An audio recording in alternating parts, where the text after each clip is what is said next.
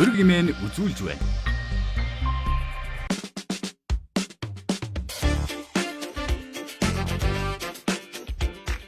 За үзэгч та бүхнийхээ энэ өдрийн амгалан айлтгахыг өргө нэвтрүүлгийн шинэ дугаар эхлэж байна. Бид энэ удаа Монгол Улсын сайд бомбын сэргэлтийн үндэсний хорооны дарга тулгатай ярилцахаар ураад байна. Бидний цаг гаргасанд баярлалаа. Нэвтрүүлэг сайхан урьж байна уу? Сайхан урьж байна.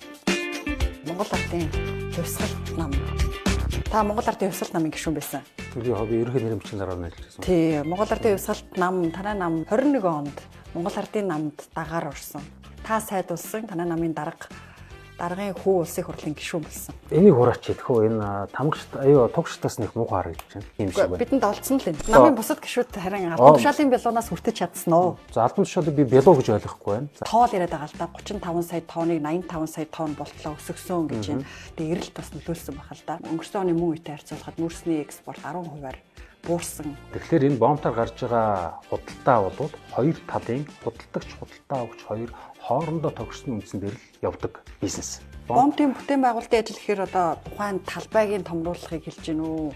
Ямар ажил вэ? Өмнө нь яадаг гэхээр хоёр тал хоорондоо тохироод байхад бомбын нэвтрүүлэх хүчин чадал нь гаргаж чаддаг.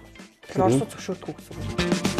Энэ хоёр даргын хөөн гэж яригддаг шүү дээ. Ямар нэгэн байдлаар энэ хоёрын гэнэ өндөр имзэглээд байдаггүй. Тэгвэл наран систем бомбыг нээгээд тэр амьтдаа дархан цаазд амьтдаа яаж хамгаалахыг, дархан цаазд газраа яаж хамгаалахыг наран систем бомбоор яг юу зөөх гэдэг. Хэрвээ говийн дархан цаазд газрыг дэлхийн өвд бүртгүүлэхээр ямар үр дүн гарах вэ? Бомб хүүгээс болоод хөдөө аж ахуйн бүтээгдэхүүн экспорт нь гарч чадахгүй байгаа юм биш үү? Тариф худалдааны татварынхаа асуудлыг л ярилцах хэрэгтэй юм шүү. Тэгээ болцсон үед нь хилээр нэвтрэхэд бид нар бомбын нээдсэн байх хэрэгтэй би хэлсэн шүү дээ. Монгол Ардын хувьсгал нам өрх бүрт орон сууц өгнө гэж амлаж ирсэн. Одоо энэ амлалтандаа хүрэх үү? Эндээ хөрхий төлөөл явж байгаа. За та бомбын сайд болоод 3 жил болж байна те бараг 2 жил гаруй болчлоо. За манай энэ бомбын салбар яг яаж сэргэв? Одоо бомбын сэргэлт гэж танай засгийн газрын шин сэргэлтийн бодлогод нэлээд тод туссан төлөвлөгөө байгаа.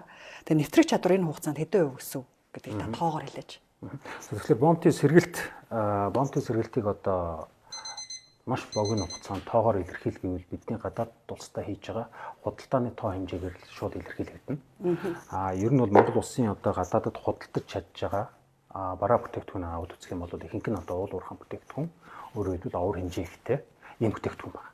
Тэгэхээр одоо 19 онд ковидын өмнө Монгол улс нэг жилдээ 34.5 сая тонн одоо уул уурхайн бүтээгдэхүүний бүгд амжилт татвар тус руу одоо худалдаж чадж исэн болвол өнөөдрийн байдлаар тийм ээ.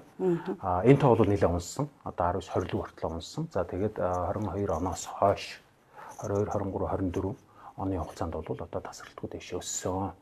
За энэ нь бол одоо Монгол Улс ерөнхий сайдаар ажиллаж байгаа улс намсрын оюун эрдэнэ одоо шин сэргэлтийн бодлогын тэргүүлэх бодлого, бомбын сэргэлтийн бодлогын одоо үр дүн гэж шууд харж болно. Бидний ятад улс руу зарж байгаа одоо гэдгийг уул уурхайн бүтээгдэхүүний хэмжээ 35 саяас 83 сая болтол одоо өссөн нь бол энэ бомбын сэргэлтийн бодлогын эхний үр дүн гэдгийг гарч байна гэж ойлгож болно. 35 сая гэдгийг та ковидын үедээ харьцуулж байна уу? Үгүй ковидын өмнөхтэй харьцуулж байна. Ковидын үед бол энэ дахиад унтсан шүү дээ. 2022-д орж ирсэн. Тэгэхээр тэндээс бол одоо 3-4 дахин өөрөөр хэлбэл нэвтрүүлэх хүчин чадал сайжирсан гэсэн. Энэ хэмжээгээр бид нар зарж борлуулахад буюу одоо худалдаа хийхэд бол одоо дид үтсийн чадвартай болсон бомбтууд дээр ажиллаж байгаа одоо хил хяналтын байгууллага за тэндүүд ажиллагаа явуулж байгаа аж ахуйн нэгжүүдийн одоо хөрөнгө оруулалт за төсвийн хөрөнгө оруулалт гадаад дотоодын хөрөнгө оруулалтаар энэ дид үтсүүд маань ийм хэмжээгээр сайжирсан гэсэн. Тэгэхээр энийг одоо юу гэдэг нэг тоогоор илэрхийлэхэд бол дундчилж хэлэхээс биш бомб тус бүр өөрийн онцлогтой. 23 оны 4 сард би ажил авсан л та. Тэгэхээр 23 оноос хойш ингээд аваад үзэх юм бол тэнд эхлүүлжсэн ажлуудыг богино хугацаанд дуусгасан бомбтуудынхаа үйл ажиллагааг хэвэн болгох. За дээр нь зөвхөн одоо юу гэдгийг бомбын бүтээн байгуулалт, бомбын одоо төлөвлөлт, бомб руу тавигдсан дид үтцэд улсын төсвийн хөрөнгө оруулалтаас гадна дотны одоо босдгоо тусламж, зээл, за хамгийн гол нь одоо хувийн хвшлийн хөрөнгө оруулалтыг оруулах энэ төслийг бүрдүүлэх дээр бол голж ажиллаж байна гэж ойлгож болно. За өнөөдрийн байдлаар яг бүрэн ашиглалтанд орсон бомбтууд одоо нэрлэх юм бол Ус аймгийн Боршоо бомб одоо бүрэн ашиглалтанд орсон үйл ажиллагаа жигдэрсэн байгаа. За Сэлэнг аймгийн Сүхбаатар бомб төмөр замын. За энэ дээр бол одоо бүтээн байгуулалтын ажил явагдсан. За Алтан булаг бомбын бүтээн байгуулалтын ажил одоо ингээд 6 сард дуусгаар явж байна. Хэсэгчлээд нээсэн үйл ажиллагаа нь явж байгаа. За 6 сард нээн гэдэг байдлаар одоо тэр бомбыг барьж байгуулж байгаа аж ахуйн нэгжтэй бол эцсийн байдлаар тохироод шахаад ажиллаж байна гэсэн үг. Ажлын явцныг 80-90% ер нь бол болцсон байна. За ингээд тойроо явах юм бол бичигтийн бомбын үйл ажиллагаа. За бичигтийн бомбтер бол харьцангуй удаашралтай байгаа. Гэхдээ бүтээн байгуулалтын ажил явагдаж байгаа гэж ойлгож болно. Тэгэхээр энэ дээр бас бидний төлөвлөлт уялдуулах ажлуудыг хийж гэнэ гэсэн үг. За замын үд бомбтыг бол одоо 23 онд бүрэн ашиглалтанд оруулсан байгаа. Та бүхэн бүгд мэдж байгаа. Замын үд бомбтын хүчин чадал бол өмнөх байснаасаа за гарц бүрээрээ өөр байгаа. Тэгээд ингээд гарц бүрээр үзэх юм бол бараг 4-6 дахин нэмэгдсэн. Тэгэхээр энэ нь бол одоо түүгээр хөдөлთა хийж байгаа, түүгээр дамжиж одоо зорчиж байгаа иргэдийн хувьд бол маш амар болсон. За цаашлаад гашуун сухад бомбын бүтээн байгуулалтын ажил гэхээр одоо тухайн талбайгийн томруулахыг хэлж гин үү? Яг ямар ажлуудыг? За бомбын бүтээн байгуулалт гэхээр хэд хэдэн зүйл байгаа л да тэрэн дотор. За нэгдүгээрт нь бол яг бомбын шалган нэвтрүүлж өнгөрүүлж байгаа цогцлборыг ярьж байгаа. За энэ бол одоо өөрөө чи ярьж байгаа бомбын одоо очрлох талбай, тэрний гарц, за тэрнтэй холбоотой лабораториуд, за тэрнтэй холбоотой одоо агуулгах сав логистикийн төвүүд, тэгээд цаашлаад одоо үзэх юм бол одоо тэнд ажиллаж байгаа албан хаагчдын ажлын байр, за амьдрах одоо суурьшлийн бүс орчноос эхлээд бүгд орно гэсэн. Нэмэх нь хувийн хвшний одоо хөрөнгө оруулалтыг нэмээд энэ бомбын одоо худалдааг дэмжсэн дэд бүтцүүд байдаг. Жишээлбэл одоо автозамын их олон машин зорчдог бомбтуудаар бол автозамын зогсоолууд, автозамын одоо үйлчлэгийн төв, засварын төвүүд, за тэгэл одоо бензин колокос эсвэл жолоочны амрах байр гэдэг маш олон зүйлийг ярьж болно л. Тэгэхээр одоо миний гол яриад байгаа энэ зүйл бол зөвхөн шалган нэвтрүүлэх цогцлборын хүрээнд гэж байна. Хувийн хвшлүүд одоо тэнд оруулсан хөрөнгө оруулалтаа жишээ нь буцаагаад яаж ямар байдлаар олж авах гэсэн үг. Өөрөөр хэлбэл тэр бомбтоор явж байгаа худалдаан дээр тухайн хийсэн хөрөнгө оруулалтаар тодорхой хэмжээний одоо хураамж үйлчлэгээний хураамж авч түүгээрээ эргэж яах нь орлого нөхөж орос хөрөнгө оруулалтаа нөхнө гэсэн л ийм логикоор явна гэсэн үг. Өөрөөр хэлбэл бомбтоор явж байгаа үйл ажиллагаан дээр заавал ч төр ороод авах шаардлагагүй. Тэр үйл ажиллагаа хурдан байх нь чухал. Тэр үйл ажиллагааны хэмжээ нь их байх нь чухал. Хоёр улсын хооронд хийж байгаа худалдаа их сайн яваад тэндээс татвар хураамж нь орж иж байгаа юм бол улсад тэр нь ашиг гэсэн. Түүгээр явж байгаа дэд үтсийг бий болгох, тэнд одоо цайны газар байдаг юм уу, дэлгүүр байдаг юм уу, авч зогсоод ажиллах нь хувийн хвшлийн их ажил юм аа гэж бид нар үзэж байна. Бомб тус бүрээр нь салгаж ярихаар одоо битүүрийн цаг хүрэх. За нийтдээ 39 бомб байна. Тэгээд 39 бомбоос яг өнөөдөр үйл ажиллагаа явуулж байгаа 24 бомб асуугаад явчих. За ер нь одоо танай засгийн газар чинь ингээл тоол яриад байгаа л да 35 сая тонныг 85 сая тонн болтлоо өсгсөн гэж байна. Гэхдээ энэ бас тодорхой хэмжээний эцсийн талын худалдаа авалтын эрэлт бас нөлөөлсөн байх л да. Яг одоо энэ хаврын байдлаар яг одоо өчигдрийн мэдээ харах юм бол өнгөрсөн оны мөн үетэй харьцуулахад нүүрсний экспорт 10%-аар буурсан тоо гарсан байна. Бомбт дээр яг мэдээллийн тавгаж. Тэргүй яг одоо жишээлбэл одоо жишээ аваад ярил л да одоо манай Монгол улсын хувьд ялангуяа одоо хамгийн гол ачаал бүтэлтэй бомбууд гашуун сухад бомб. Яг бол Монгол улсын төрийн өмчт одоо Эрдэнэс тамтлагаа компаниас гарч байгаа бүтээгдэхүүн, за оюутлагаас гарч байгаа бүтээгдэхүүн гашуун сухад бомбоор дамжиж гардаг. За тэгэхээр энэ бомбоор гарч байгаа худалдаа бол хоёр талын худалдагч, худалдаа авагч хоёр хоорондоо тохирсны үндсэн дээр л явдаг бизнес. Өмнө нь яадаг гэхээр хоёр тал хоорондоо тохироод байхад бомбын нэвтрүүлэх хүчин чадал нь гаргаж чаддаг байсан. Өөрөөр хэлбэл бомбт бөглөрөөд байна гэж байна. Одоо бол тэр бөглөрөд үүсэхгүй ийм нөхцөл бид нар хүрсэн байгаа. Өөрөөр хэлбэл Монгол улс бүгд найрамд хятад ард улс руу жилдээ ойролцоогоор 100-аас 120 сая тонныг нэвтрүүлэхэд бид нар дааж чадах энэ одоо хэмжээнд хүрэхээр л бид нар ажиллаж байгаа гэж бодож байна. Энэ хүрээнд бол одоо бомбуудыг уурхай нуттай холбох автозамын бүтээн байгуулалт, төмөр замын бүтээн байгуулалт тийм ээ. За дээр нь бомбын нэвтрүүлэн өнгөрүүлэх цогцлборуудын бүтээн байгуулалт, энийг дэмжсэн терминалууд, бусад одоо дэд бүтцийн бүтээн байгуулалтыг л бид нар хийж байгаа гэж ойлгож болно. За энэ болгоныг одоо хийхэд одоо жишээлбэл гашуун сухад бомб дээр аваад үзэх юм бол гашуун сухад бомб бол одоо рекорд гэдэг юм хамгийн өндөр үедээ өдөртөө 1700 машин одоо том чиргүүлтэй нүүрсний 130 тонны нүүрсний машин нэвтрүүлж чаддаг. Одоо рекорд үедээ гэсэн үг шүү дээ. Энийг хийж чаддаг төр хууль хил хяналтын байгууллагууд, гайлын байгууллага, за аж ахуйн нэгжүүд маань энийг хийж чадчихсан юм одоо рекорд өнгөрсөн жилүүд гаргалаа. Өнөөдрийн байдлаар бол гашуун сухад бомбоор нэг 600-700 машин явж байна. Өөрөөр хэлбэл 1700 гэдэг тоо чинь тийм хэмжээгээр буурсан гэсэн. Өнгөрсөн жилийн одоо нөгөө энэ үнийн уналт энэ геополитикийн нөхцөл байдлаас сууж хятадын эдийн засгийн одоо хөгжлийн саарлаас эдийн засгийн өсөлтийн саарлаас саатал гэдэг юм уу бууралтаас болж үн үнсэнтэй холбоотой байхаас өмнө бол өдөрт дунджаар 1200 авто машин дунджаар гардаг гэсэн. 1200 авто машин гаргахад бид нэр өнөөдрийн яриад байгаа 83 сая тоннд өөрөөр хэлбэл худалдаа хийж чадсан гэсэн үг.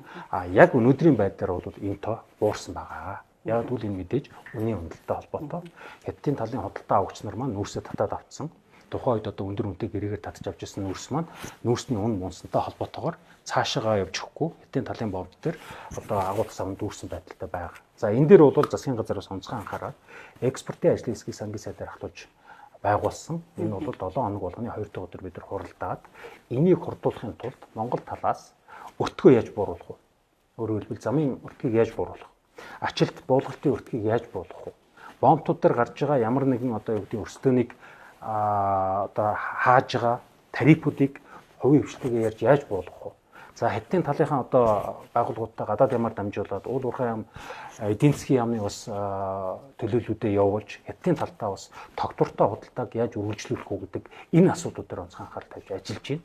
Өөрөөр хэлбэл дэлхийн зах зээл дээр төлөвлөрөө унж байгаа энэ үед бид нэр бас өөрсдөө бэлтгэлтэй байх хэрэгтэй, бэлдэж ажиллах хэрэгтэй. Тэрнээс нь өндөр байгаагаатай адилхан ажиллаад иж болохгүй гэсэн үг шүү дээ. Тэгэхээр энд зориулж одоо тодорхой хэмжээнд засгийн газрын түвшинд ямар ажил хийх вэ? Улсын их хурлын түвшинд зарим хууль тогтоомжид яг өөрчлөлт оруулах ямар хэрэгцээ өнөдгийг судалж засгийн газраар өнөөдөр жишээлбэл ярихаар бид нар бэлдэж байна. За ингэж бид нар одоо энэ дэлхийн эдийн засаг ойлгомжгүй байгаа худалдаа тарифын дайн тийм ээ. За энэ дотор харамсалтай нь одоо энэ тарифын дайн хамгийн их өртөж байгаа гэдэг юм хамгийн одоо гол том тоглогч нарын нэг нь яхаар манай хоёр биш хоёулаа. Оросын албаны улс бол энэ байдал сүүлийн 3-4 жил үргэлжлэлээ. За хятад бол одоо эхэлж гин гэж ойлгож болно. Өөрөөр хэлбэл Америк нэгдсэн улстай хийж байгаа энэ худалдааны дайн бол тийм одоо амархан бас илаашрах гэдэг юм уу үр дүн гарах ийм одоо ирээдүйд харагдахгүй байна. Тийм учраас энэ нөхцөл байдал бид нар хятадтай Оростой худалдаагаа хэвэн байлгахын тулд бүх төрлийн түвшинд ажиллах ёстой.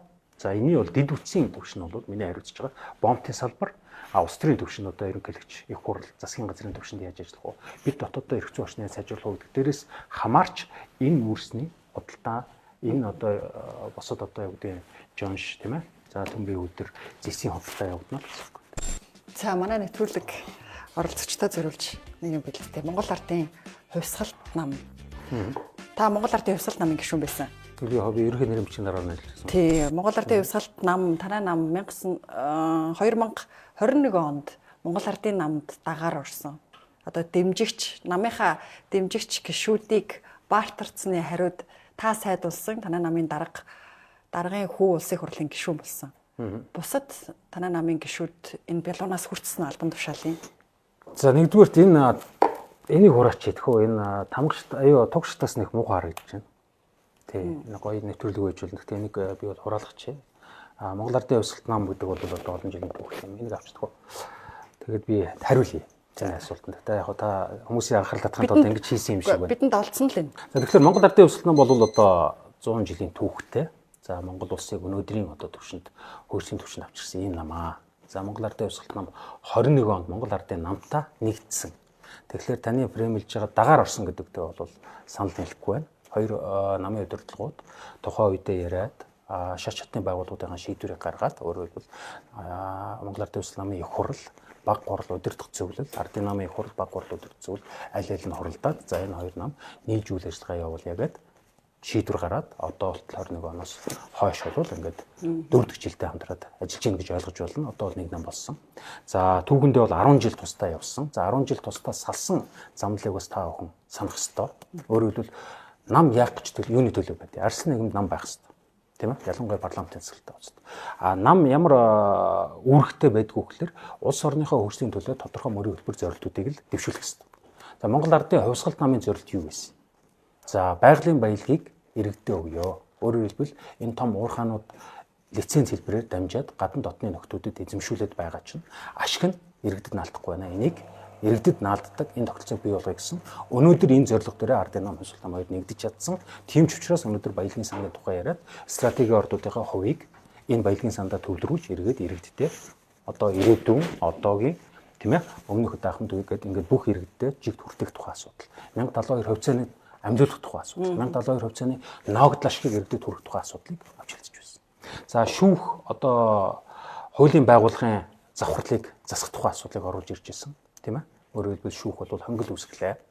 Энэ хонглоор энэ одоо бусад өөр үзэл баримталтай, өөр үзэл бодолтой нөхдүүдэд чирдэг энэ тогтолцоор орж ийн. За нэр бүхий ерөнхийлөгч нар энэ дээр бол гардаж орсон, хэлбүүд орж ирсэн гэсэн үг. Тэгэхээр эднийг засах хэрэгтэй гэдэг энэ байр суурь дээр байсан. Өөрөөр хэлбэл нөгөө 30 гэр бүл нөгөө хууль шүүхийг авсан манан гэдэг зүйлтэй тэмцэх. Тэгэхээр энэ дээр хоёр нам нэгдсэн учраас нийлсэн. За иргэн болгоно орон сууцнд оруулах. Тийм ээ. Гол асуулт маань харин тийм. Энэ зүйлүүд дээр нэгдчихсэн учраас одоо тантай хамтлагжсэн дагаар орлоо гэдэг дээр би нэгдүгээр тайлбар хэлчих. За тэгэхээр ингэж энэ болгоныг нэгдсэн учраас өнөөдөр энэ зорилгын төлөө хамтраад ажиллаж байгаа. Нэг. За бид салангад байхдаа яасан? Салангад байхдаа дандаа хүч тарамдж байсан. Өөрөөр хэлбэл сүүлийн 10 жил салангад ажиллах дандаа хүч тарамдж байсан. Энэ дундаас болохгүй нөхдүүд өөрөөр хэлбэл төрийн эрхэнд гарч одоо бидний энэ яригдаад байгаа олон гацаануудыг бий болгосон. Өөрөөр хэлбэл өөрөөр ашиг сонирхолтой. Эрдэнэ үйлдвэрийг хувьчилж одоо хууль бусаар хувьдаа авах, тийм ээ? Монгол Рус Цвитметийг хувьдаа авах. Ийм зүйлүүд энэ хооронд явагдсан учраас энийг таслан зогсооход бол бид эвлэж нэгдсэн гэсэн үг. За эвлэж нэгдээд маш олон одоо намын бусад гишүүд харин албан тушаалын бялуунаас хүртэж чадсан уу? За албан тушаалыг би бялуу гэж ойлгохгүй байна. За албан тушаал дээр гэдэг юм уу энэ Монгол Ардын намын боловсон хүчний бодлогод ороод маш олон одоо улсууд ажил төрөл хийгээд явж байгаа. Энэ дээр өөрөөр хэлбэл ямар нэгэн гомдол байхгүй гэж ойлгож байна. За Батчуугар гишүүний хувьд Батчуугар гишүүн бол тэр үед ямар нэгэн байдлаар энэхүү эргэж хүний нөмөр нөөл гэдэг юм уу энэгээр улсын хурал дэвшгэрхээ олж аваагүй. Тэр үед сонгон найрхан дүүргийн тойрог дээр урд нь 2 удаа нэр дэвшсэн. Сонгон найрхамжууд судалгаа хийж үзэхэд хамгийн ялах магадaltaй гишүүн бол Батчуугар байсан. За энийг тогтоохын тулд хэд хэдэн судалгааны байгууллагаар өөрөөр хэлбэл хараад судалгааны байгууллагуудын судалгааг авч үзээд хамгийн ялах магадaltaй кандидатаар нэр дэвшүүлсэн. Нэг нам болсон байсан учраас. Энэ шугамаараа Батчуугар өөрөө гишүүн болсон.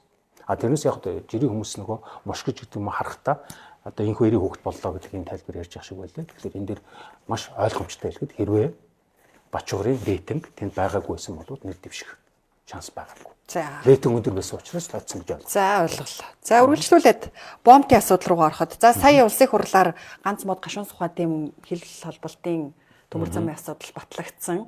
Тэр одоо яг хизээ барьж дуусаж энэ бүтээн байгуулалт нь ашиглалтанд орж бид төмөр замаар мөрсө зөөхье. Хугацаа хэлж та. Тий, ганц мод гашуун сухатын төмөр зам гэрээ улсын хурлаар ёсчлон батлагдсан. За гэрээн дээр одоо тэрийг барьж байгуулах аж ахуйн нэгжийг одоо сонгон шалгаруулад 5 сарда багтаад ажлыг эхлүүлэхээр засгийн газар төлөвлөж байна. Тэгэхээр одоо тендер зарлагдаад явна гэсэн үг. Энд дэр барьж байгуулах одоо аж ахуйн нэгж нь орж ирнэ. За ерөнхий байдлаар бол яг энэ дээр одоо хамгийн их сонирхож байгаа юм бол Хятадын далайн бүтээн байгуулалт байсан China Energy компани одоо компаниуд энэ тендерт орж ирэх баг гэдэг хүлээлт биднэрт байгаа. За энэ баригдчихэж яг үгээр Монгол Хятадын хооронд хийж байгаа ялангуяа Эрдэнэс тавталгаа компанийн нүүрсний тогтвортой худалдаа жилд одоо маш ойлгомжтой болох хэрэгтэй. Та анзаарч байгаа бол бид нар одоо төсвөө ялангуяа төсвөө ярьж явах үед төсвөө батлахдаа та нар одоо жилд хэдэн тонн нүүрс зарах гэдэг юм бэ гэдэгтэр бид нар улсынхаа орлогыг хэмжээд байна шүү дээ. Тэр нь тохируулж цалингаа нэмэх үү нэмэхгүй юу. Гэтэл чинь бид нар нэг урт хугацааны тогтвортой гэрээ байхгүйгээс болоод дандаа өнгөрсөн жилийнхаа юм дээр таамаглаж хийдэг. Тэгвэл энэ удаа энэ ганц мод гашуун сухатын төмөр зам холболтын гэрээ гэж байгаа гэрээ бол тогтвортой худалдааны гэрээ гэсэн үг. Өөрөөр хэлбэл ганц мод гашуун сухад бомтоор хийгдэх тогтвортой худалдааны гэрээ төмөр замаар жил болгон 20 сая тонныг ашиглалтанд орсноос хойш. Ингээ 11 жилийн турш 20 сая тонноор за ашиглалтанд орох 5 жилийн хугацаа гэж ярьж байгаа. Гэтэ энэ 5 жилийг бид нар бас хэлцээр хийгээд 5 жилийг одоо 3 жил рүү 2 жил рүү оруулж бүтээн байгуулалтыг хурцлах тал дээр ажиллаж байна. За бүтээн байгуулалт явж явах хугацаанд бол жилдээ 5-аас 7 сая тонныг одоо гарч байгаа одоо гашуун сухад ганц мод бомтор одоо жилдээ бол 35-аас 40 сая тонн үрс зарж байгаа шүү дээ. Энэ дээр нэмэх нь 5-аас 7 сая тонныг нэмье гэдэг энэ тохиролцоотой явж байгаа гэж ойлгож байна. Тэгэхээр жилдээ ойролцоогоор нэг 20-с 25 сая тонны нүүрсийг за бидний ярьж байгаа одоо төлөвлөж байгаа сайн хөлбөрөөр буюу 27 онд ашиглалтанд оруулж чадах юм бол одоо 20 сая тонноо гарах болцоотой болно гэсэн. Тэгээ таны асуултанд хариулахад одоогийн бидний одоо сайн хөлбөрөөр төлөвлөж байгаа нь өөрөөр ямар нэгэн гацаа гарахгүй яваад хийлээхэд төмөр зам холбоход 27 он гэхэд төмөр замаараа нүүрсээ тавьж эхэлнэ. За энэ нь авцамын 2 жилийн хугацаа. Тий, энэ нь авцамын одоо юу гэдгийг тээвэр зогсох уу гэдэг дээр бол зогсохгүй нөлөөлөхгүйгээр тусдаа явна гэж ойлгож байна тий. Энэ хэмжээгээр энэ гэрээ батлагдсанараа Хятадын тал үр хүлээж байгаа байхгүй юу? Өөрөөр хэлбэл манай Монголын 20-25 сая тонн үрсийг одоо авж байгаасаа тусдаа аваад Хятадын өөрийнхөө гангийн үйлдвэр, Хятадын өөрийнхөө эрчим хүчний үйлдвэр, Хятадын өөрийнхөө коксын үйлдвэр, Хятадын өөрийн одоо уулуурхан паркуудынхаа үйлдвэрийн горимыг Монголын эндээс тогтвортой авах нүүрсэндээ тохируулна гэсэн үг. Тэгэхгүй нөгөө ойлгомжгүй болохоор тэр үйлдвэрүүд чинь жишээлбэл станц Монголын нүүрсэнд тохируулах уу гэдэг чинь айгүй том асуудал байхгүй юу? Станц нэг горим тохируулах юм бол жил 2 жил олон жил ажиллах. Тэрнээс тэр болгон гормоо өөрчлөгдөж болдоггүй. Тэгвэл хятад тал нь худалдаж авах үүргээ хүлээж чинь гэсэн үг. Энэ төсөв батлахад ойлгомжтой орлоготой болж байна гэсэн үг байхгүй бид нар тийм ээ. Энэ маягийн энэ гэрээнүүдийг бүх бомб дээр цаашид хийх юм бол бид ойролцоогоор 100-аас 120 сая тонныг хятад баталгаатай худалдах, тогтвортой хугацаанд худалдах ийм олцоотой болох юм байна. Тэгэхээр энэ бүтээн байгуулалтыг бол ганц мод гашуун сухад дээр илрүүлж байна. За дараачийн бүтээн байгуулалтыг бид бэлтгэл ажиллагаас хангасан байгаа шив хөрөн бомб дээр явуулна. За тэрний дараа ханги манд тэгээд бүтээн бомб ашиглах орно гэсэн төлөвлөгөөтэй ажиллаж байгаа. Харин ханги мандлын төмөр зам Дэлгэр сайхан сайд одоо хувийн төмөр өөрийнхөө компаниар энэ төмөр замыг барьж байгаа хизээ хятадын талтайгаа холбогдох юм. Гэхдээ ирээд одоо ханги бомб дээр буулчих. Тэн дээр шилжүүлээ ачаад машинаар хятад тал руу гаргаж байгаа. За хэдийн талаас ирсэн цаа талаасаа мандал бомб дээр төмөр зам аваад ирсэн. Гол нь тэр дунд яасан гэхээр төмөр замын холболтоо хийгээгүй хүлээгдэж байгаа гэсэн. За энэ холболт хизээ яаж хийгддэг вэ гэхээр хоёр улсын засгийн газар хоорондын хэлцээрээр дипломат чухмар тохирж аль цэгээр бомбтой байх вэ? Аль нь төмөр замын бомбтой байх, аль нь автозамын бомбтой байх гэдэг 94 оны хэлцээр байна. Энэ хэлцээр дотор харин ханги мандлын төмөр замын бомбд ороогүй байна. За энийг оруулъя гэдгийг бол Монгол Улсын засгийн газар бүх төвшөндөө ярьдаг. Тийм ээ? Хятадын талтай ярьдаг. Хятадын тал бол за эхлээд тохирсон дарааллын дагуу бомбтуудаа холбоё гэдэг ийм одоо хариуг өгдөг. За тийм учраас эхэлж тохирсон гэдгээр ганц мод гашуун сухатаа оруулж байна. За дараачийн тохирсон шив өрн сэхээ тэгээд бичигт ханги гэсэн ийм дараалал явна гэсэн үг. Тэр энийг Монголын тал гэрийн даалгавраа маш сайн хийгээд шив хөрөнгөө автсан төмөр замаараа одоо үндсэн замын сүлжээтэйгээ холбох, за бичгтээ холбох тийм ээ. Энэ ажлуудаа хийгээд хятадын талтайгаа холбоочлаа. Bütün шуурхай явуулна гэсэн. Тэгэхээр бидний одоогийн дараагийн зорилго бол ганц мод гашуун сухатаа тохирч чадлаа. Одоо шивээс хөө өрөндөгөө орж ийнэ гэсэн. Нэгэнт одоо төмөр зам ярьсных яг энэ асуудал танд ч таны эрхлэх хүрээний асуудал биш л дээ. Гэхдээ таны эрхлэх асуудал бол экспортыг нэмэгдүүлэхээс гадна ер нь энэ худалдааны эргэлтийг энэ бомбуудаараа дамжуулж сайжруулах зорилготой байх, нэмэгдүүлэх. Тэгэхээр одоо манай засгийн газар чинь богдуулыг нөхөлнэ гэдэг ингээд хэдэн мянган тэрбум төгрөгөөр тэзүү боловсруулж байгаа шүү дээ. Гэтэл яг энэ худалдааны гол зам болох замын үед Улаанбаатарын чиглэлийн төмөр замаа хоёр замтай болчих болдгоо юм. За замын үед Улаанбаатар гэж яваа тийм.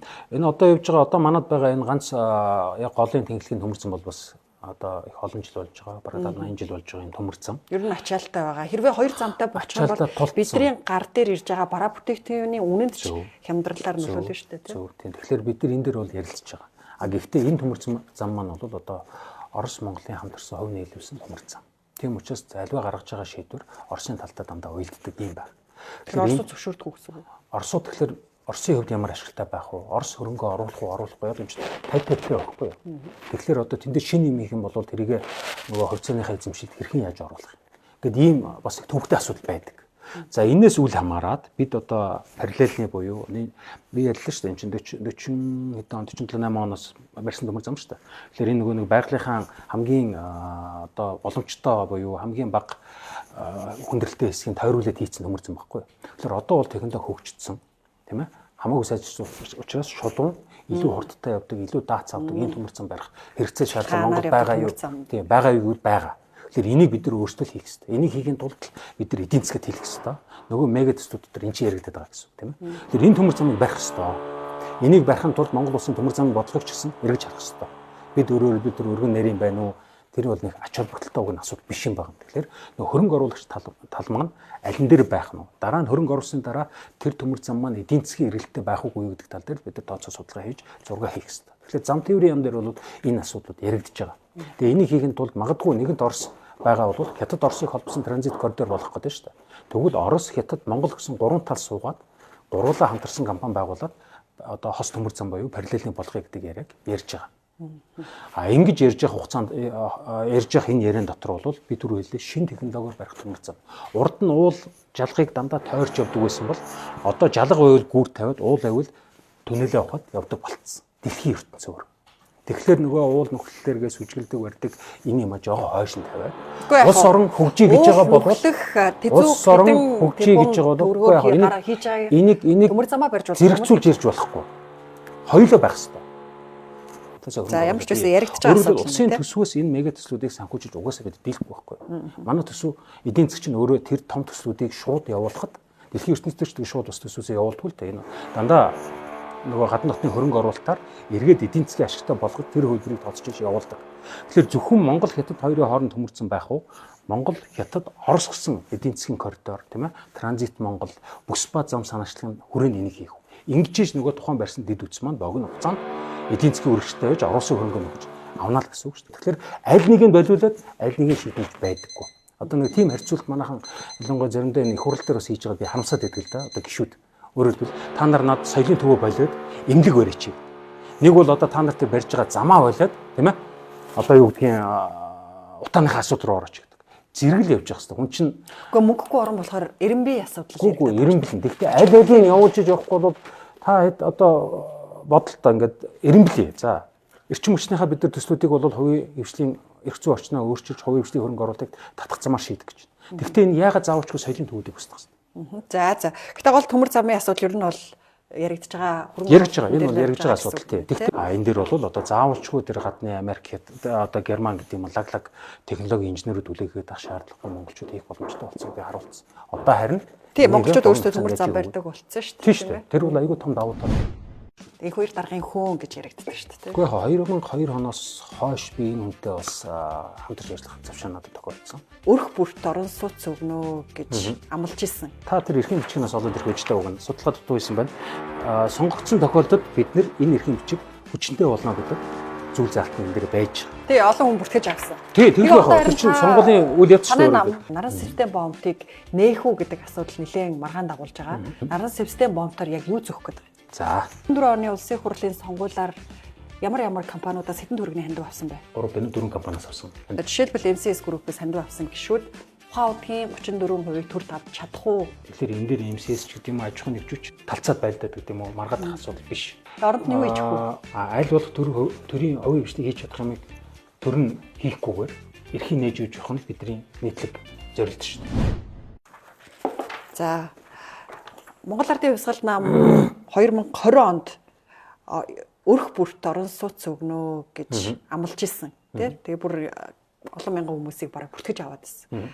Одоо энэ амлалтандаа хүрэх үү? Энд дээр хөрхий төлөөл явж байгаа. Яаж хүрэх? Та хүн анзаарч байгаа бол за энэ юм ба. Монгол улсын одоо толомцсон асуудал юу юм? Бид нар улс шийдвэр гаргаж байгаа бол хувийн хвшлийг ажилтаа байлгахын тулд хувийн хвшлийг зорилготой болгохын тулд иргэдэд нэг зүг рүү харуулах хэрэгтэй. Өнөөдрийн бидний бухимдаад байгаа утааны асуудал үндсэн юм. Энэ бол гэр ороолын асуудал. Энэ бол дэд үтсийн асуудал. Улс юм бол том төслүүдийг зоригтой зарлах хэрэгтэй. Заавч мөнгөнд нь баригдах хэрэгтэй. За бид нар энэ орон сууцыг 2 өрөө буюу иргэн болгоно, айл өрх болгоно. Тэр үед 700 мянга өрх байсан. Одоо бараг сая болж байна, тийм ээ. Өрх болгоно, орон сууцанд ороогүй өрх болгоно.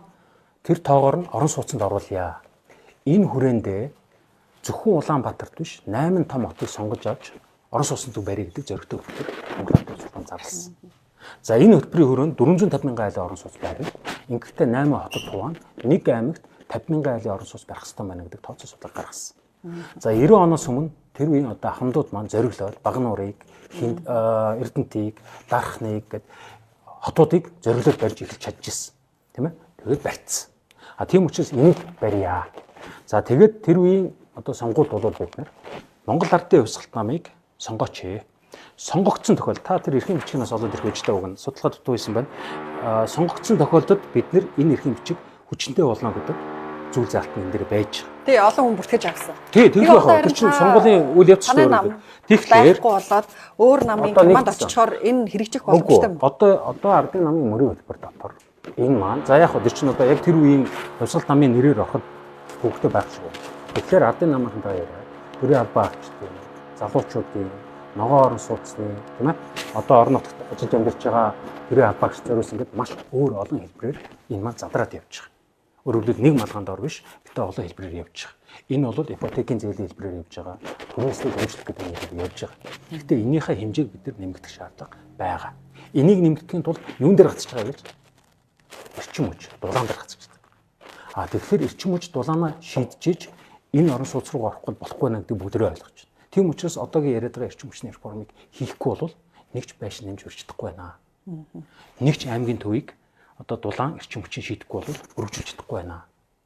Тэгэхээр энэний бодлого маань яг хөөхлөр орон доторгоо чиглээд явж шít. Одоо орон нутагт хэрвээ орон сууц бариад байх юм бол ипотекийн зээлийн хүүг 6 руу 3 руу өндөрлүүлж өгч байгаа чинь нөгөө бодлого явж байгаа. Бас манай зарим улс төрийн хүчнүүд бол одоо гэр хороолттой хаусанд амьдарч байгаа юм шиг гоё амьдрий гэдэг худлаа юу явуулдаг шүү дээ. Хаус бол тустай асуудал. Тэр бол одоо илүү боломжтой хүмүүсийн асуудал. А яг гэр хороолт хасах 40 градуст задгаа 0-д орж байгаа. Гал түлж байгаа улсуудаа эхний ээлжинд орон сууцнд оруулж. А энэ бол Монгол улсын зорилго байхгүй. Энэ нөгөө ядууртаа тэмцэх, утаатаа тэмцэх, эдийн засгаа эрчимжүүлэх хамгийн том зорилго. За бүх сундаа эрчим хүчээр хавлыг бол Монгол улсын 330 сум. Одоо бараг 95 бараг 100%, 97-8% цамар холбогдсон. Тийм ээ? Нэгдсэн сүлжээтэй болсон.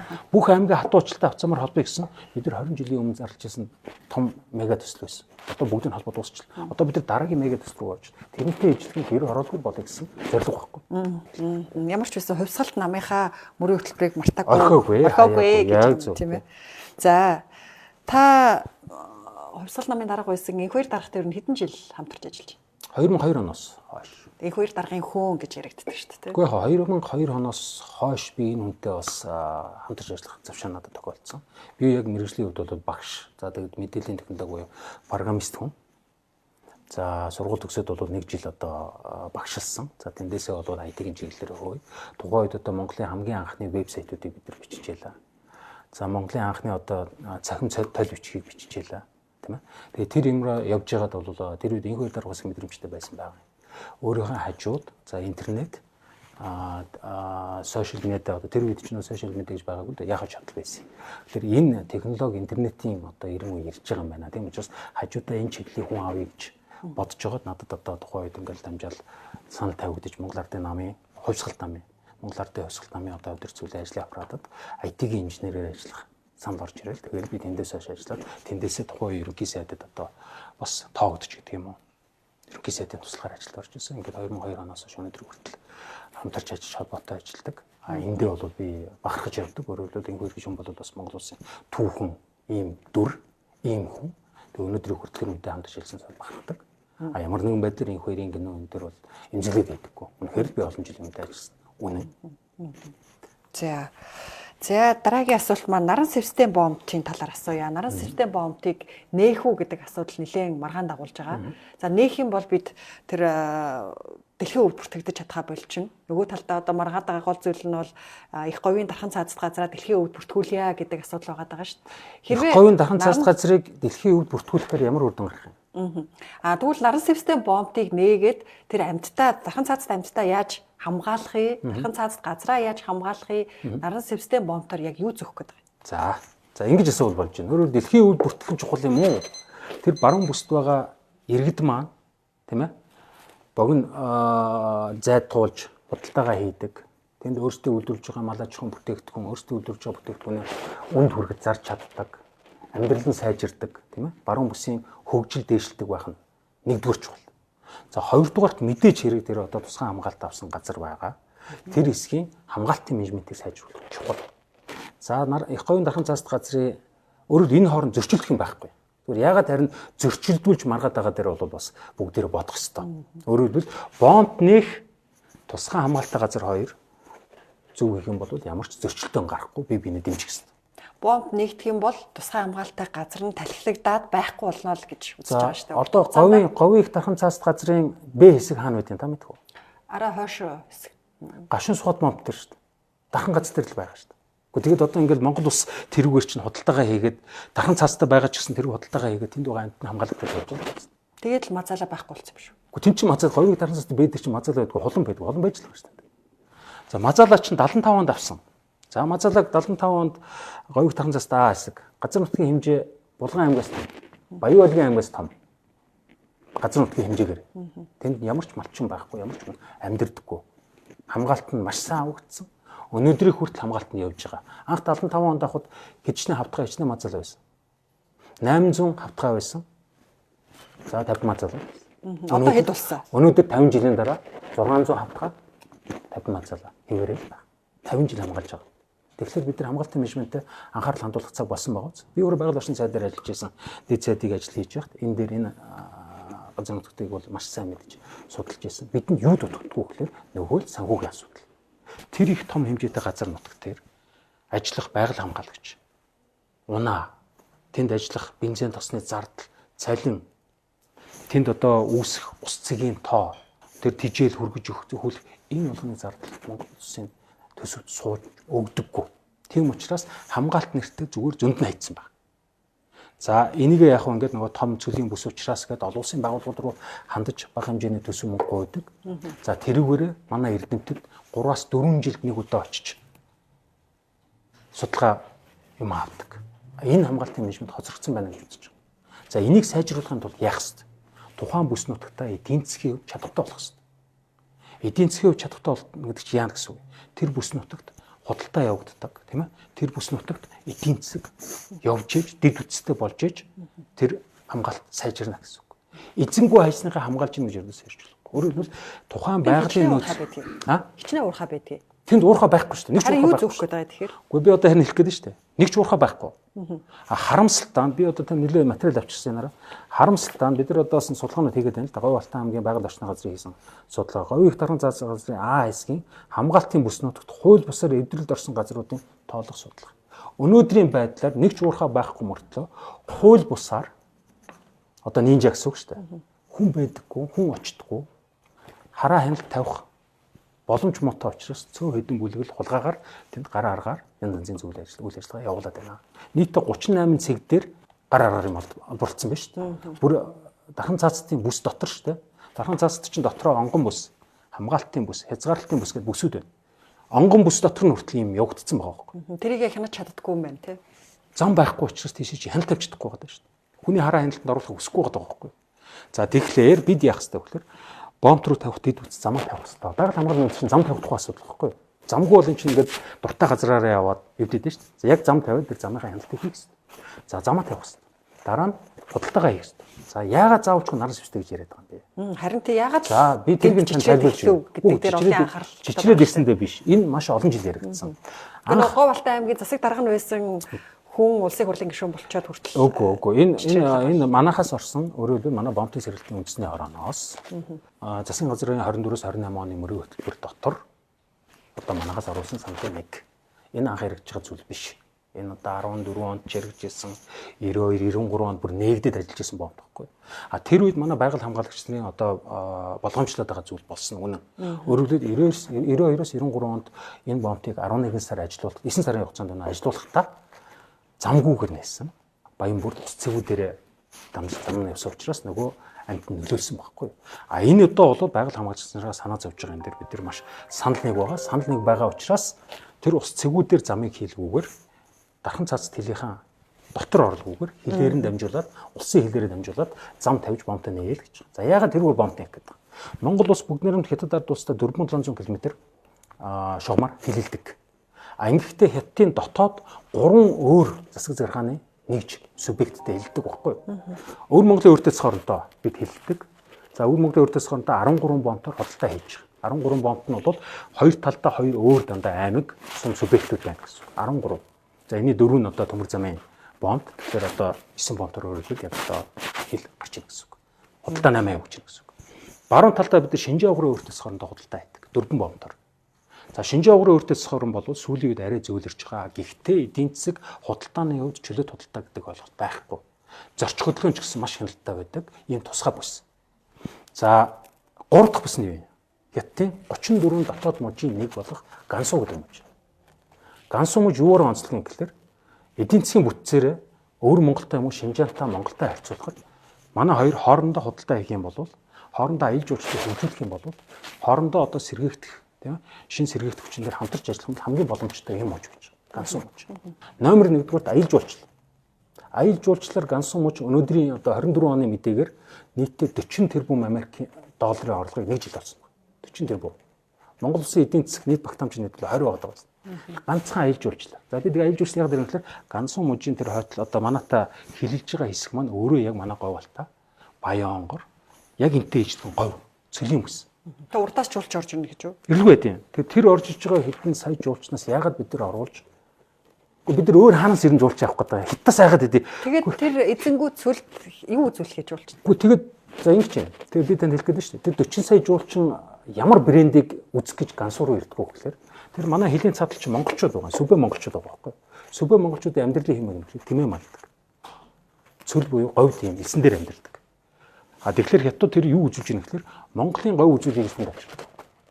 Тэмээ унах гэж тэнд авчирдаг. Тэмээний аялж уулчлал, тэмээ ундаг аялж уулчлал. Тэнд баян бүрд үздэг аялж уулчлал. Элсэн манхан дээр гарч бууж үздэг аялж уулчлал хийж байна. Тэгэхээр энэ хятад хийж ядаад тахт яагаад бид нар хийчихдэг. А тэр гарцыг бид нар нээгээд тэрнтэй одоо гүйцэтгэх махад хоцрогдохгүй хэмжээнд аялж уулчлал аваач хэрэгтэй. Ингэжээч манай баруун бүс бид нөгөө нэг эдийн засгаа солонгоруулъя. Ганцхан уул уурхаас хамааралтай биш болъё гэдэг. За та асуугаад байна шүү дээ. Дархан цаацтай газар уул уурхаа үйл ажиллагаа явагддаггүй. Дархан цаацтай газар уул уурхаа үйл ажиллагаа явуулахаар бол улсын хурл руу буюу арга хэмжээний нэмэлтээр хилцэж байгаа юм. Тэгэхээр наран систем бомбтор уул уурхаа бүтээгдэхүүн зөөхөх гэдэг юм уу? Алтны уурхаа ажиллуулах гэдэг тухай ойлголт огт байхгүй гэдгийг хариуцлаа. Өмнө нь одоо нэг тодорхой одоо 9 сарын хугацаанд нээгээд амьтдад нь нөлөөлсөн гэж байна шүү дээ. Тэгэхээр одоо ингээд нээхээр тэр дархан цаацт газрын амьтад ховор амьтдад нөлөөлөхгүй гэх баталгаа нь юу вэ? Баталгааг нь бидэнд хэлээд байна шүү дээ. Дархан цаацтай газар чи өөр ингээд аймгийн хэмжээтэй газар нутаг тийм үү? А тэрэн дотор байгаа баян бүрдүүд буюу ус цэгүүд чинь цөөхөн байхгүй юу? Нөгөө хүмүүс. Тэр үе тэр ус цэгүүдээр зам байхгүй учраас дураараа явж машин хэрэгтэй бодулж исэн байна шүү дээ. Одоо бол тэгж явуулахгүй. Шууд зам тавина. Нэг алдсан алдагаа явахгүй. Тэгээ зам тавихдаа дахиад ус цэгээд ярихгүй тусгай хамгаалалттай газар руугаа орлогоогоор хилээр нь зам тавья гэж байгаа. Тэгэхээр бид бас юмыг телефоны үндэслэлтэй бас ирээдүгөө харж болох шаардлага үүсэж байна. За би энэ дээр нэг юм хэлье. Байгаль орчныхонтой зориулаад би нэг юм хэлмээр байна. За тэр үр ургамал тэнтэй ургадаг үүслийн жилийн нэмэгдүүлэх гэсэн. А тэрийг хийхин тулд бид нар тэр хавьд эдийн засгийн чадвартай болгоё. Тийм ээ? Тэгжээж энэ байгаль хамгаалах гэдэг менежмент үнэхээр байгалыг хамгаална. А ингэж хамгаалж чадахгүй бол энэ өөрчлөлт чинь явсаар байгаад бид нар хамгаалж байгаа нэртэй хүн очиулахгүй байсаар байгаад нүдэн дээр устгах юм биш. Тэгэхээр бид нар бол байгаль хамгаалагч нартайгаа байгаль орчны салбартайгаа засгийн газарч бай, бомбын зэрэг юмсноор ямар нэгэн байдлаар сөрүүлчих зүйл байхгүй шүү. Харин тэнд хууль бусаар явж байгаа энэ дөрөнгө хэллээ Энжигийн үйл ажиллагаа явуулж байгаа нөхдөдтэй хадууд хэмжснэ. Тагнуулын ерөнхий газарт энэ материалуудыг өгч байгаа. Үнэхээр энэ хууль бусаар янз янзын үйл ажиллагаа явуулж байгаа нөхдөд хэн байна? Энийг бид тодорхойлж ажиллаж байна. Та сая ярьж штэ одоо хангаан наран систем бомбыг нээх юм бол хангаан бүсийн ерөн тэр хавийн аймгийн иргэдийн хөдөө аж ахуйн бүтээгдэхүүн бас экспорт нь гарах хэрэгэлт нь нэмэгдэнэ гэд. Манайх ч одоо бомбдгүйгээс болоод хөдөө аж ахуйн бүтээгдэхүүн экспорт нь гарч чадахгүй байгаа юм биш штэ. Хятадын талын тариф өндөр, татвар өндөр байдаг. Тэгэхээр бомб нээх асуудлаас илүү экспортоор нэмэгдүүлэх гэвэл тариф худалдааны татврынхаа асуудлыг л ярилцах хэрэгтэй юм шүү. Үгүй, манайх тэр ялангуяа мах сүн дээр мах одоо юун дээр бол тариф тавьсан юм байхгүй шүү дээ. Яг малын гаралтай бүтээгдэхүүн дээр. Гол нь манайх бараг 50% орчим юм. Манайх гол нь эрүүл ахуйн шаардлага биелүүлж байгаа. Гэхдээ энэ дандаа юм байна гэсэн үг биш байхгүй. Энийг биелүүлэх болно. Нэр үдэ аж ахуйн бүгд ажиллаж байгаа. А тэгээ болцсон үед нь хилээр нэвтрэхэд нь бид нар бомбт нээсэн байх хэвчээс би хэлсэн шүү дээ. Бомбт бол гүүр байхгүй. А тэр гүүрээ бариагүй хийж энд бид нар ингээ сайжруулчаа. За сайжруулчлаа. Одоо гаргая гэх юм бол гүүр байхгүй дахиад хэдэн цаг хэдэн жил болох уу. Тийм учраас энэ гүүрээ барьчих. Дараа нь тэр явах асуудал дараагийн асуудал байхгүй юу? За ойлголоо. За та сая 2024 оны улсын хурлын сонгуулиар ямар компаниудаас хэдэн төгрөгийн хандив авсан бэ? За би сонгуул Монгол улс хүчин төгөлдөр мөрдөгдөж байгаа сонгуулийн одоо хуулийн дагуу ямар нэгэн ашиг сонирхолт автахгүй энэ хязгаар энэ хуулийн заасан юмны дагуу бол хандив үйл ажиллагааг босгож сайн сонгуул оролцоо. За энэ дотор бол одоо 20-од компаниас хандив авсан. Нийтдээ баруун 800 сая ч байна уу. Би одоо тодорхой тоогоо санахгүй нэг авилтаа тэмцэх газрын нөгөө сонгуул ерөнхий орооны тайлан дотор ил байж байгаа. Өөрөөр хэлбэл би энийг нуух надад шаардлага байхгүй. Өөрөөр MCS-тэй ямар нэг холбоогүй учраас одоо ашиг сонирхлын зөрчил байхгүй учраас хуулийн хүрээнд нь хуулийн дагуу хандив аваад сонгуульд орлоо. MCS компаниас хэдэн төгрөгийн хандив авсан? За MCS гэдэг нэг компаниас аваагүй. MCS-ийн хамаарал бүхий компаниас хандивд авсан. За энэ дээр бол 3 компани 4 компаниас авсан хандив байгаа бах тийм ээ. Энийг бол нуух юугүйгээр хэрвээ нууж исэн бол нэгдүгээр дийл авахгүй. Тийм үү?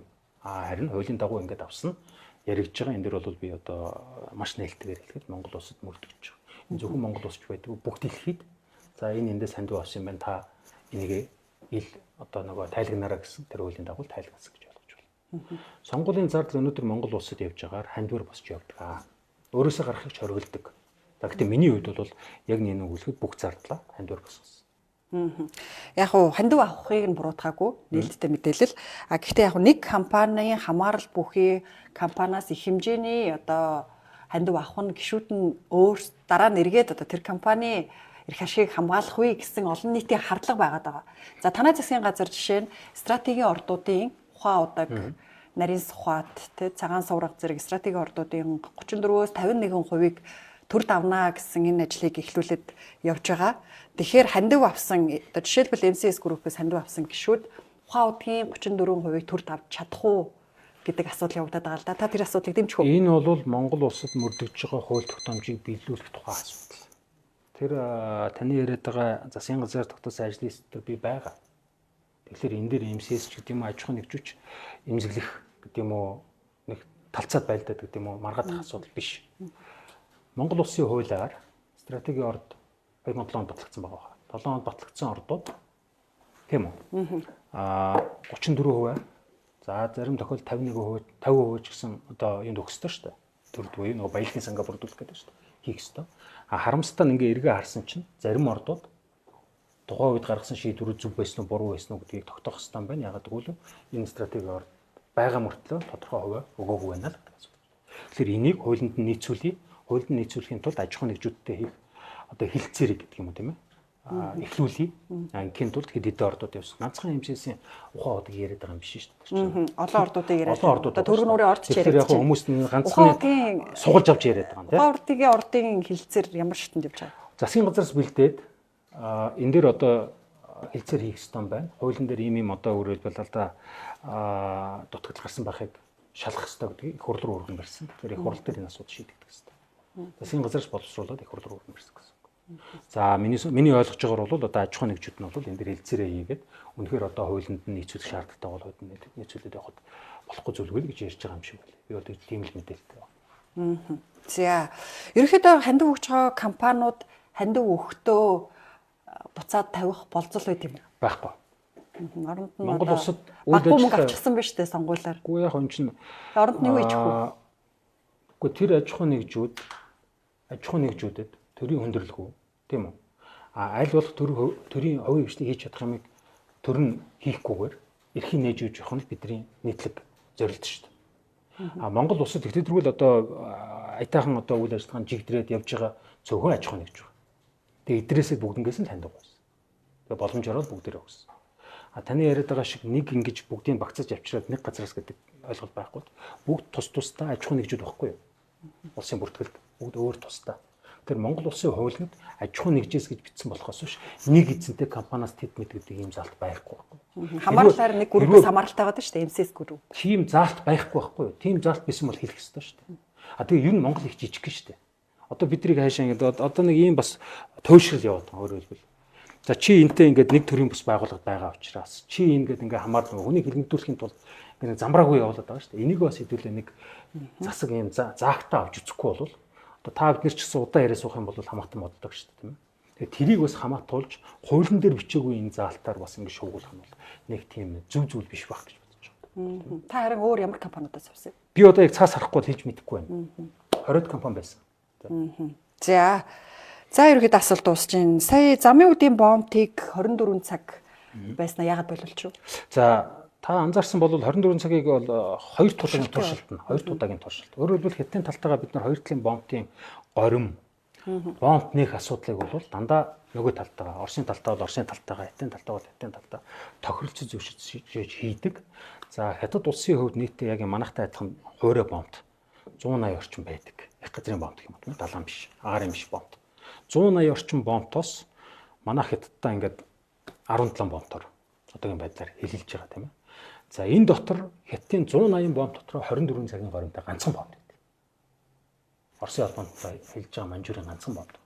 Тэр хятад дотор өөрөө 24 цагийн горим бас тийм нийтлэг юм биш байхгүй юу? Тэгэхээр бид бас энэ бомтын сэргэлтийн өрөөнд Монгол Улсын ерөнхий сайд 23 онд хятад айлчлалтнаас хятадын талдаа ярьж хагаад ер нь 2 дахь 24 цагийн ажиллагаатай бомтыг туршиж үзье. Танаа бүс ба зам санаачлага. За Монгол Улсын ерөнхийлөгчийн транзит Монгол санаачлага. Оросын холбооны улсын Аз Европыг холбосон эдийн засгийн коридорын санаачлага. Дээр нь бас бид нар Алтан булгийн бомтой, замын үдийн бомтой одоо хүчин чадлын 4-6 дахин нэмжлээ. Тэгэхээр энийгээ бас энэ транзит худалдааг дэмжих үүднээс 24 цагаар ажиллуулт гэдэг саналыг тавиад хятадын тал тэрийг за тэгвэл туршилтуудыг хийж үзье гэдэг. Бид нар 23 онд 14 хоногийн хугацаатай туршиж үзсэн өвөл дараа нь ачаалттай жил буюу 24 оны 4 сарын 1-ээс 10 сар 1 хүртэл 6 сарын хугацаанд туршиж үзсэн. За энэ туршилт дээр одоо судалгаанууд хийж байна. Өөрөөр хэлбэл ямар үр дүн гарсан бэ? Яг туршилтаар гол нь хятадын тал зөвшөөрөөгүй гэсэн үг зөвшөөрөөгүй биш ээ. Яг л хятадын тал дээр бомбыг 24 цаг болгоно гэдэг чинь тийм амархан юм биш байхгүй. Яг л тэн дээр чинь хил хяналтын байгууллага маш олон хүмүүс ажиллаж штэ. Дээр нь тэн дээр ажиллаж логистикийн төвч гэсэн ямар ачааллыг тэр бомбоор авах уу гэдэг бүгдээрээ шийддэг. Тэгэхээр энэ судалгаануудаа үндэслэж бид нар 24 болох цаашдаа сунх хэсгээ шийднэ. Одоогийн байдлаар бол хятадын тал энэ дээр за ачаалал шөнийн цагаар харьцангуй бага үсээд байна гэдэг юм ярьж байгаа. Хэрвээ их үсээд байна гэдэг хэрвээ тохирох юм бол хятадын тал тэнд ажиллаж байгаа галийн байгууллагын албан тушаалт албантай оронтой хэлийн байгууллагын оронтойгоо 3 дахин нэмнэ. Өөрөөр хэлбэл төсвөө хилцэн гэсэн. Тэгж оруулж 24 болно гэсэн.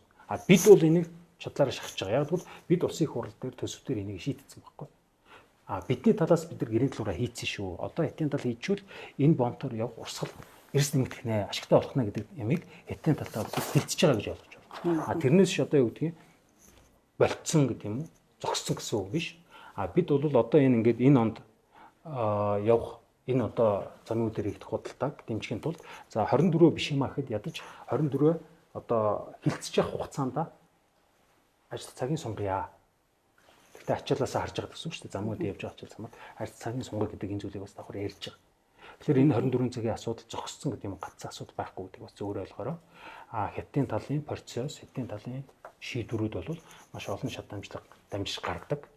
Өөрөөр хэлбэл хятадын тал ганцхан манахтай бомтоор харилцаад байгаа юм биш. Үндсэндээ 14 улстай 180 бомтоор ажилладаг учраас тэр болгон дээрээ бүх дүрм журам стандартаа барьдаг юм. Бид бол бас энийг бас тухайн бомб төсвөрөөр тусгаалan авч хилцчээ гэдэг ийм одоо саналыг бол хятадын талтай байнга тавьдаг. Яг бол бомб төр өөрөөр аймагт байдаг, өөрөөр бүс нутагт явдаг. Бомб төрөөр өөрөөр төрлийн бараа бүтээгдэхүүн худалдаа явуулдаг учраас онцлогтой юм биш шүү. Тэгээд энэ технологи хөгжснөөс болоод бомб болгон гарцсан хүртэл өөр байх нь шүү. Зарим бомб төр жолоочгүй тээврийн хэрэгсэл явж байна. Зарим бомб төр төмөр зам явж байна, автозам явж байна, тийм ээ. Энэ болгондоо тохирсон дүрм журмаа шинжилгээ гэдэг юм бас хятадын тал тавиад жил болгон хийх уулзалтуудаа хийгээ явж байгаа. Одоо 5 сард хятадын бомбын үндэсний одоо улсын захиргаанаас бүрэн бүрэлдэхүүнээр ирж манай талдаа энэ 24 цагийн асуудал бусад одоо бомб нээх тухай хаах тухай асуудлуудыг бол хилцнэ гэсэн. Тэгэхээр энэ хоёр талын одоо энэ төрийн ажил бол хэвээ явж байгаа. Тэгэхдээ энэ одоо нэг удаа ингээд нэг улсаас хамаарат шийддэг асуудал биш гэдгийг манайх гэсэн ойлгосон. За баярлалаа. Цаг гаргаж бидэнтэй манай нэвтрүүлэгт ярилцсан баярлалаа. Тэгээд энэ амлалтаа заавал хэрэгжүүлээрэй. Хэрэгжүүлнэ. Нэвтрүүлгээд дуусгая да. За баярлалаа. За баярлалаа.